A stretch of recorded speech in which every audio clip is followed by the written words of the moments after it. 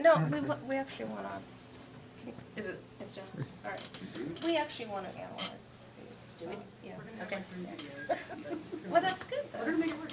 Yeah. Go for it. Well, I'm on YouTube. The camera was not aimed at you. I want to interrupt, but it was really great meeting everyone, and I hope to see everyone back when we start. Thank you. Take care, Brittany. Yeah, thank you, Rennie. Thank you. Okay. Okay, so, let's see where we were. This sounds boring, but it's just something that I actually like doing, and a lot of people are able to look at and analyze data. Whereas they may not be that great at things that we were talking about before, like grades and things like that. A lot of people see patterns. I actually have a couple friends who went to 8th grade, but they're just absolutely brilliant with analyzing data. So we're trying to tap some of these hidden things that may not come out when you're taking, these tests or looking at your GPA or your rank in the class.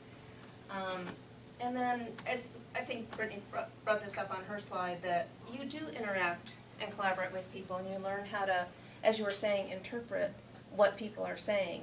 And I think there's a lot of confidence to be gained when you realize, oh, I'm translating for these people and I can do that. That type of mind I think is important. And again, it's not necessarily something that shows up in test scores or in your grades. Just going to meetings with your bosses, it's just a continuation of this one. And then, has anyone ever seen flow diagrams? Oh, Is yes. that any of the kids here? All of our adults have. Yeah, where you would say you start here and then you get a choice of 2 things or 3 things or 10 things, and then depending on which one you choose, you'll take different paths. So sometimes it's really helpful to be able to create diagrams like that. And again, I don't think that's necessarily because you got a good grade in your math class. I don't think you actually need math, brilliance to do that type of thing. You may see things visually that way. Okay, so I couldn't help putting this in, but most of the time, if you're working in computer science, you're going to make a lot of money. I mean, really a lot. And then you More need than usual. Yeah, and then you need an accountant because you're probably not very good at managing your finances. Okay, so before I actually go to this question, is there anything that it made you think of? What are some other things that happen when you're programming or that happen at your work? Or do you imagine if you're a student? Turning mundane stuff into automatic mode, being efficient. What would be examples so we can all visualize? What would be an example of that? One of the examples is basically maintaining databases in different file structures.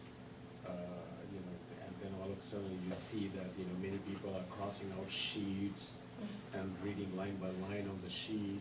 Yeah, yeah. Then they figure out what the final list should be. Okay. Just move that into a database and they Yeah. do that. That's a good Do example. a lot of automation, you really do. For example? Computers are so powerful. Well, like people doing line by line and sheets and a lot of work, you can put it into an algorithm. It may take a while to create the algorithm, but then you get the data in the database like he's saying, and You're using press such, a button and it's just like you're millions of using big calculations. words like algorithm and I'll shit. give you, I'll give you one more straightforward. Oh, yeah, So it's just, I understand most of the people here are adults, but a lot of kids don't know what algorithm is, so it's, My Android But you learn phone, it's not hard. with almost no effort on my part, it has all my contacts. that's a and great my example. calendar and my web bookmarks. Yeah.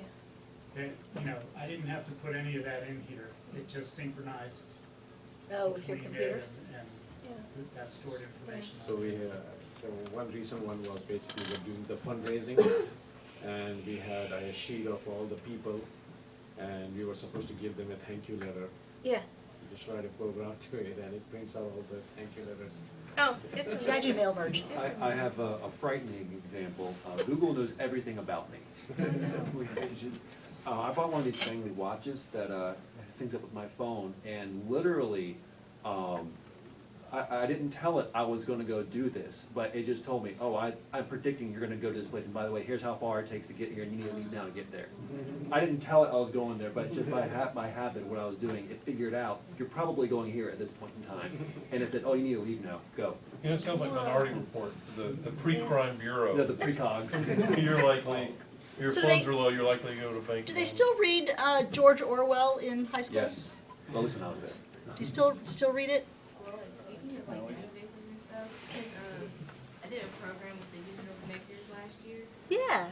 and so we had to like we put addresses into like databases and stuff, and so we kind of used it as a security purpose, sort of. So like we put the addresses in, and we were able to see like it kind of showed every police visit that was at that address. Oh. So you would type in like we typed in some people in the class's addresses, and so you would see like when the police came, what happened when the police came, and so it kind of just like Gives you like some crime data. Yeah. Interesting. Well, and speaking about addresses too, you've heard about the traveling salesman Yeah. problem. Yes.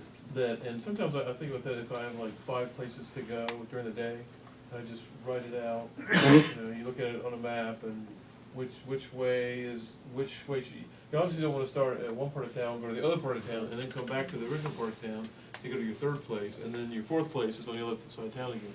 So you can organize a lot of data like that. So we are doing something like this for the school. Yes. We have basically some parents who cannot drop out their kids. So there are a lot of requests coming in. So in order to charge them, basically, you know, we mapped out their addresses, and depending upon the radius, we basically charge them different prices. Yeah, look at you. You know, so that's all. Real world applications. Yeah, I mean, it's nice to hear about them, and I think these have touched millions, I mean, without a doubt. Okay, so, we're gonna talk about what would be the advantages of a career in computer science. And I just thought I would throw this in to bring back our comic relief about the hacking. But, what are some advantages that the students, could you say what, just from what we've been talking about, what would be some advantages of being in computer science? job options. Mm.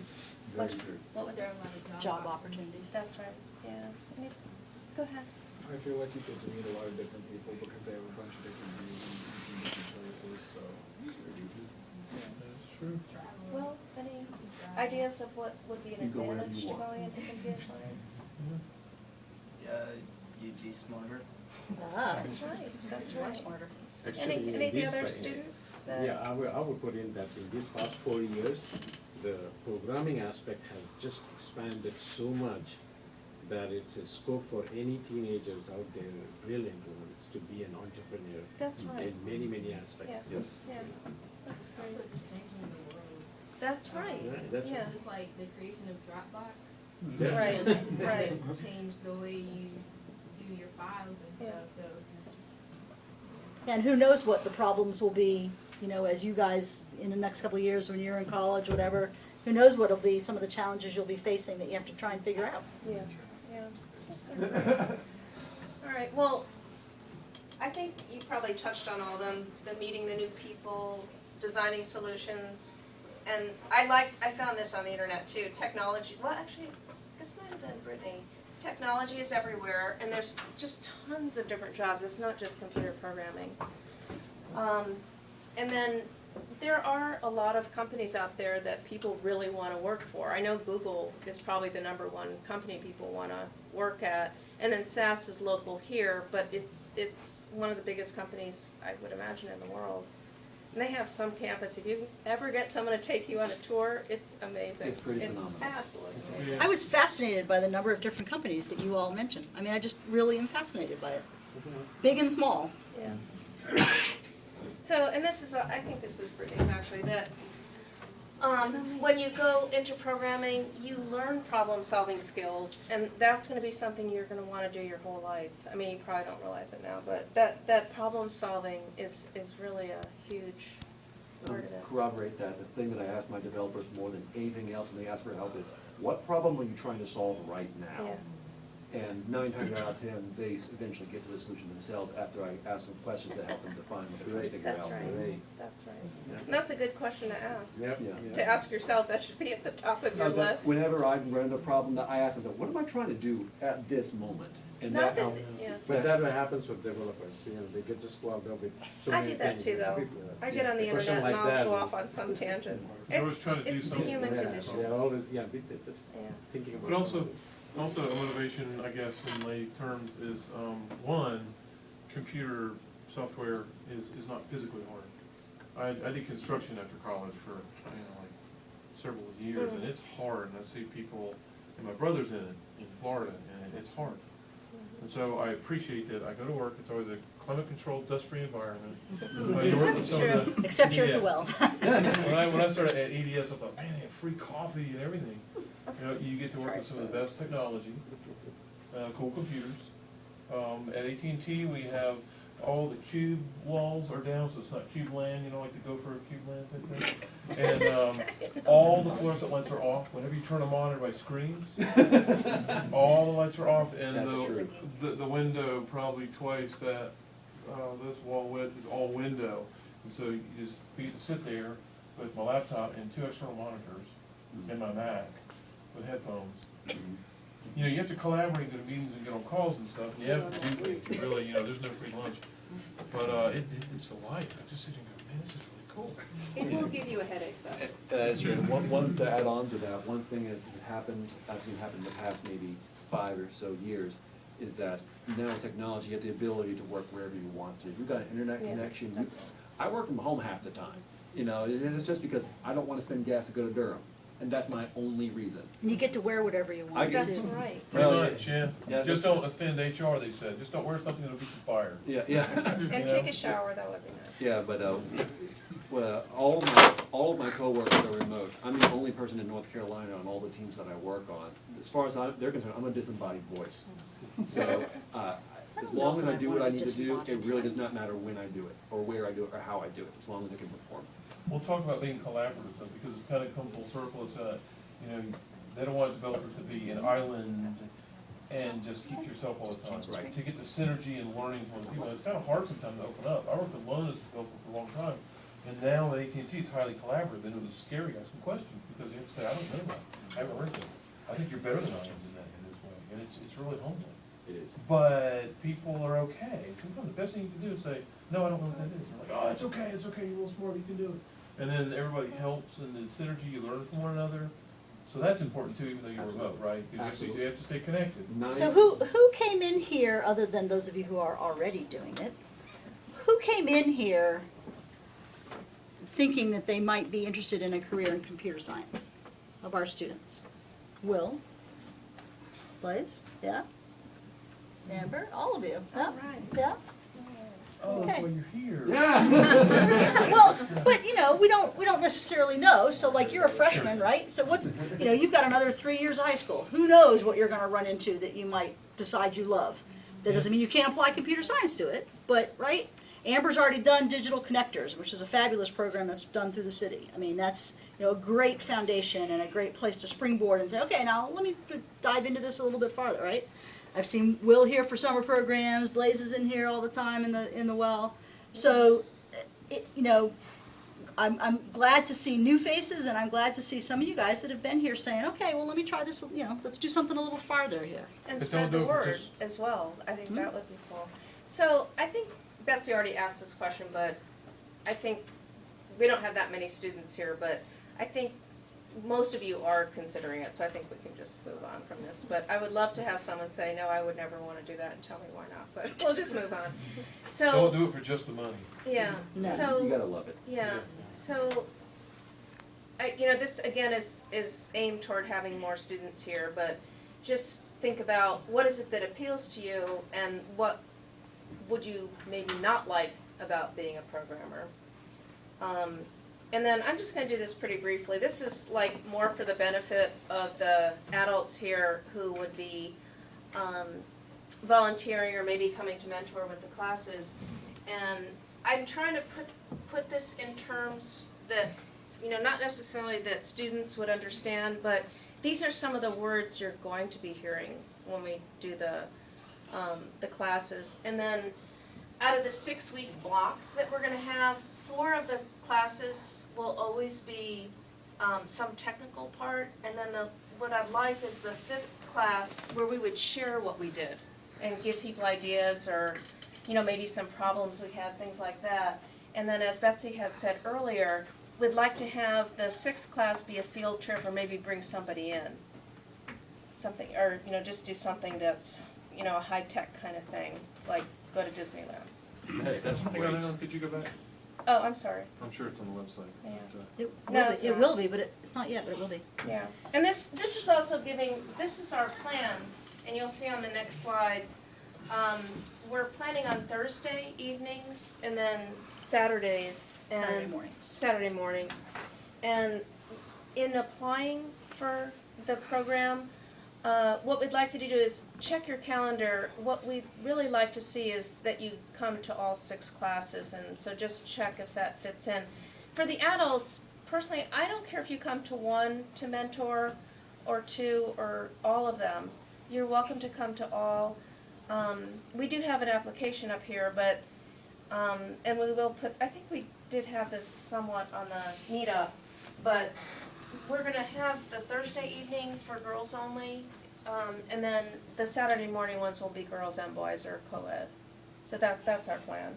And this is our first 6-week effort, right? And then we'll step back, we'll evaluate, we'll ask you what's working, what's not working.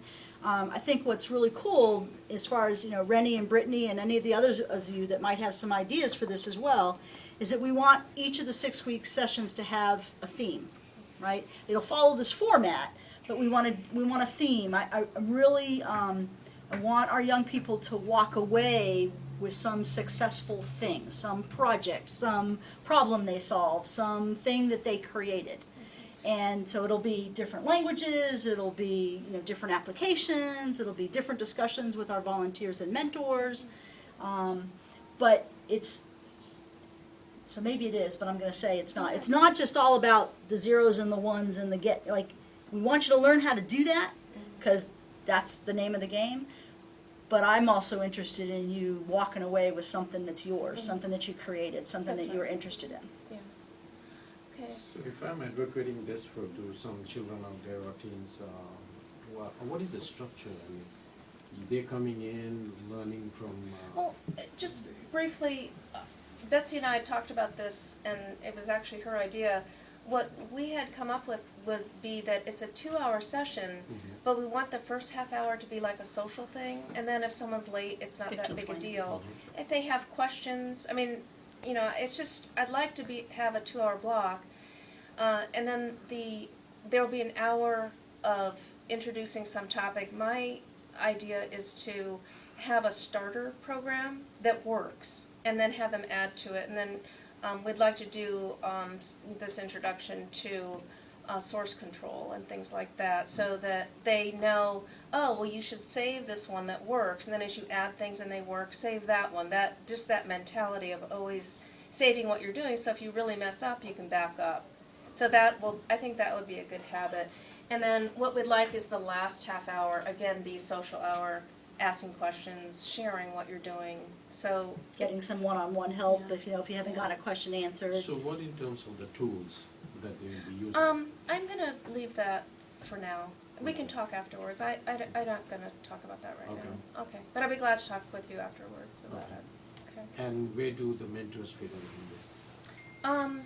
I'm patterning this after another group that's actually aimed toward middle school girls, and I've already been to one of their sessions, and what happened was that they have the kids in groups of maybe 4 or 5, and sometimes 6, and then we assign one volunteer or mentor for each group to just watch out, and then there'll be people that'll just be circulating. So that would be my plan. I was really impressed with how well it worked to have people in groups and assign one mentor to each. And you can kind of see the setup of the lab. We basically have 22 desktops, 23 or 4 if we use staff computers. And so we could conceivably have, 40 young people in here, 2 people on a computer.